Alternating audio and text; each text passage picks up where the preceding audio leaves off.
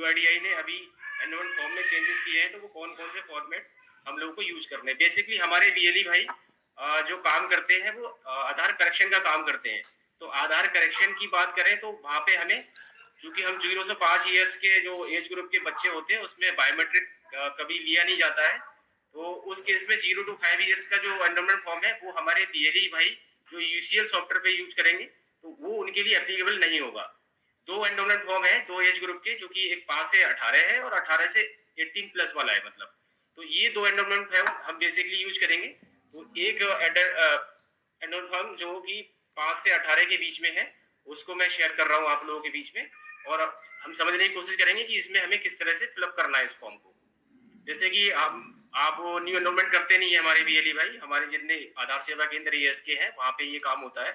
तो हम वहाँ पे बेसिकली अपडेट का काम करते हैं। तो अपडेट पे टिक कर लेंगे, रेजिडेंट इंडियन है तो इंडियन, और नॉन रेजिडेंट इंडियन है एनआरआई है तो वहाँ पे क्लिक करेंगे। तो जनरली हम लोग तो अपडेट जो करते हैं रेजिडेंट जो हमारे इंडियन सिटीजन है उन्हीं का करते हैं। तो अपडेट रिक्वेस्ट पे क्लिक टिक कर लेंगे और रेजिडेंट इंडियन पे कर लेंगे। एनआरआई वाले केस में हम एनआरआई पे करेंगे इन केस अगर वो है तब।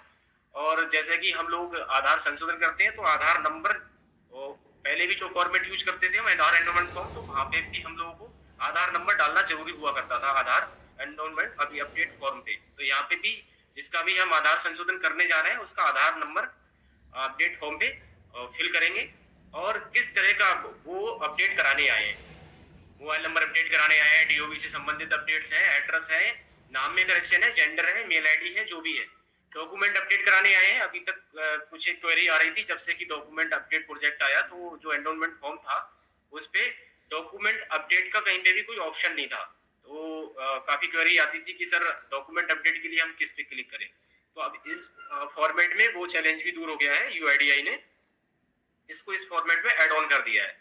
तो अगर हम डॉक्यूमेंट अपडेट कर रहे हैं केवल किसी का, कोई भी डेमोग्राफिक डिटेल में चेंजेस नहीं है, तो केवल डॉक्यूमेंट अपडेट वाले फीचर के लिए हम डॉक्यूमेंट अपडेट पे क्लिक करके इस एनरोलमेंट फॉर्म को आधार नंबर डाल के और उसको फिल करेंगे। और वो सपोर्टिंग जो भी डॉक्यूमेंट्स वो ले रहे हैं हम लोग, जैसे कि पीओआई पीओए वहाँ पे मेंशन करेंगे, डीओबी से संबंधित जो भी डॉक्यूमेंट ले रहे हैं उसको मेंशन करेंगे। इन केस अगर कोई भी एचओए बेस्ड हम एनरोलमेंट कर रहे हैं, ये स्पेशली जो बच्चे होते हैं उन उस वाले केस में हम लोग एचओए बेस्ड करते हैं, उसका बर्थ सर्टिफिकेट यूज करते हैं, और हेड ऑफ द फैमिली जो उसके घर का परिवार का जो भी हेड है मुखिया है उसका हम यहाँ पे, अब तक क्या था कि मदर या पेरेंट्स में से किसी का भी एक आधार नंबर हम डाल के उसको यूज करते थे, लेकिन यहाँ पे एचओए बेस्ड एनरोलमेंट में मदर और फादर आधार नंबर दोनों का वहां पे हमें फिल करना होगा, लेकिन प्रेजेंट वहां पे फिजिकली प्रेजेंट किसी भी एक मदर या फादर में से उसके फिंगरप्रिंट ऑथेंटिकेशन हम करेंगे। यहाँ पे मेन चीज जो एक समझने वाली है एचओआई बेस में, पहले कोई भी एक आधार नंबर से हम लोग कर लेते थे, लेकिन यहाँ पे जो पेरेंट्स हैं उसके मदर और फादर दोनों के आधार नंबर हम, अगर इन केस एचओआई बेस्ड हम करेक्शन कर रहे हैं तो फिल करेंगे आधार नंबर, और पेरेंट्स में से किसी भी एक का आधार के साथ में ऑथेंटिकेशन करेंगे। तो सभी बीएलई भाई इस चीज को समझ लें, डॉक्यूमेंट्स के साथ साथ अब एनरोलमेंट फॉर्म भी अलग अलग कर दिए गए हैं। तो एज ग्रुप वाइज मेजरली हमारे जो यूजुअल भाई करते हैं आधार संशोधन का कार्य करते हैं उनको दो एनरोलमेंट फॉर्म पे काम करना होगा। एक तो 5 से 18 के एज ग्रुप वाला, क्योंकि 0 से 5 वाला हम कर नहीं सकते, वहां पे बायोमेट्रिक होता नहीं है, तो इस वजह से यूसीएल पे 0 to 5 ईयर्स के जो भी करेक्शन है वो हम नहीं कर पाते हैं। तो यहाँ पे हमारे लिए जो एप्लीकेबल होंगे दो एनरोलमेंट फॉर्म रहेंगे, 5 से 18 के बीच वाला और एबव 18 ईयर्स। तो ये तो जो एनरोलमेंट फॉर्म में डिस्कस कर रहा था आपसे, ये 0 to 5 बिटवीन 5 to 18 था। अब दूसरा फॉर्मेट मैं आपको शेयर करने जा रहा हूँ जिसमें कि हम एबव 18 ईयर्स के लिए बात कर रहे हैं। ये एडल्ट्स के लिए है, एबव 18 ईयर्स के लिए भी फॉर्मेट कुछ ज्यादा विशेष चेंजेस नहीं है इसमें, लेकिन बस उन्होंने थोड़ा सा इसको कैटेगराइज किया है कि अगर इन केस कोई भी रेजिडेंट जो कि 5 से 18 के बीच में है तो उसको वो वाला फॉर्मेट यूज करना था, और अगर हम 18 ईयर्स किसी का भी करेक्शन करने जा रहे हैं तो इस फॉर्मेट को यूज करेंगे। ऐसा बिल्कुल नहीं करें कि अगर कोई 18 ईयर्स वाला कोई भी रेजिडेंट आ रहा है तो आप वो वाला फॉर्मेट यूज करेंगे, बिल्कुल नहीं करना है, नहीं तो फिर ये एक डॉक्यूमेंट रिजेक्शन माना जाएगा और डॉक्यूमेंट एरर के बिहाफ पे एक रिजेक्शन काउंट होगा। प्लीज जो एनरोलमेंट फॉर्म है एज ग्रुप वाइज आ गए हैं यूआईडीआई के द्वारा जो जारी किए गए हैं, आप उसी एनरोलमेंट फॉर्म को यूज़ करें। पहले चेक कर लें कि जो रेजिडेंट आया वो किस एज ग्रुप का है और उसके बाद में रेजिडेंट को सजेस्ट करें कि ये एनरोलमेंट फॉर्म आपको भर के देना है। ठीक है? ये 18 इयर्स का अबव 18 इयर्स वाला एनरोलमेंट फॉर्म है। इसमें भी वही सेम चीज़ें हैं।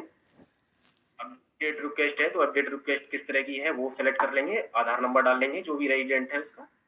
और यहाँ पे भी पीओआई, पीओए जो भी वो दे रहे हैं वहाँ पे वो सेलेक्ट कर लेंगे। एचओएफ बेस्ड के लिए यहाँ पे वो HOF head of the family है जो, तो वो कौन है उसके mother, father, guardians, husband, wife जो भी है तो वो क्लिक कर लेंगे किसको लेके आए हैं और किसका आधार नंबर लेके आए हैं वो। तो आधार नंबर पड़ जाएगा एचओएफ का और पीओआर, पीओए जो भी वो लेके आए होंगे वो डॉक्यूमेंट आप यहाँ पे मेंशन करेंगे जो कि रिलेशनशिप को उसको प्रूव कर रहे होगा। एचओएफ है उसका नाम आप यहाँ पे भर लेंगे।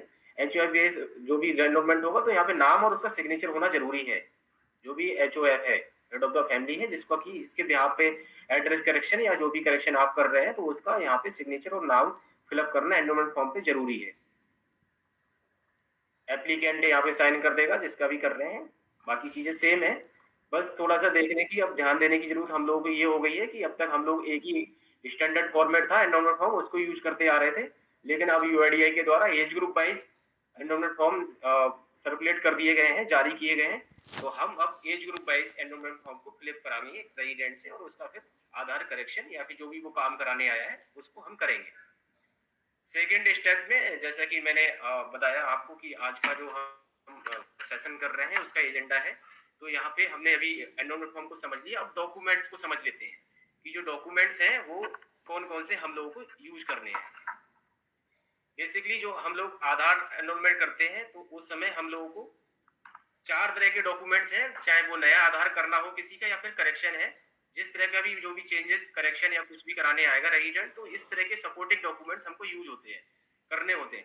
POI, POA, POR, DOB. DOB मतलब बर्थ से संबंधित अगर किसी को भी अपना डेट ऑफ बर्थ में करेक्शन कराना है या फिर अपना वेरीफाइड डेट ऑफ बर्थ को वहाँ पे देना है तो उसके लिए डीओबी से संबंधित वो अपना डॉक्यूमेंट शेयर करता है। और रिलेशनशिप वाला जो केस में हम लोग जो एचओ बेस्ड जितने भी एनरोलमेंट करते हैं तो वहाँ पे हमें पीओआर से संबंधित कोई भी एक डॉक्यूमेंट शो करना होता है। एड्रेस से संबंधित किसी को चेंजेस कराने हैं तो एड्रेस प्रूफ वहाँ पे उसको लेके आना होता है। और पीओआई नाम में कोई करेक्शन है इस तरह के तो वहाँ पे मैंडेटरी होता है कि वो अपना पीओआई से संबंधित कोई भी डॉक्यूमेंट लेके आएगा।